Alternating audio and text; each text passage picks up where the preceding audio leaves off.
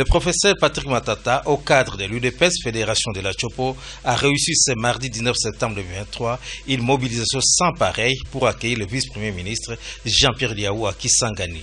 Ils étaient nombreux, très nombreux même, jeunes et vieux, issus de plusieurs organisations socio-professionnelles. Ils se sont donné rendez-vous à la résidence de ce haut cadre de l'UDPS située au quartier Plateau Médical, commune Makiso.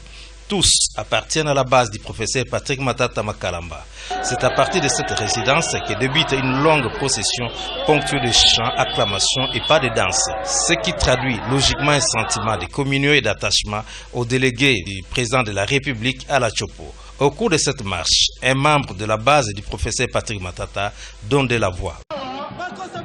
Qu'on ne vous trompe pas, président Tshisekedi.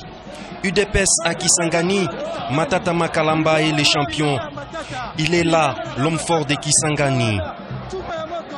C'est à la suite de cette longue marche sous un soleil ardent que la base chère à ce haut cadre de l'UDPS Chopo s'est adjugé une place de choix à l'esplanade de la poste de Kisangani. On pouvait lire, entre autres, le message de soutien au chef de l'État et cette base dit oui au second mandat. Cette journée réveille une importance capitale pour la Chopo comme en témoigne Patrick Matata.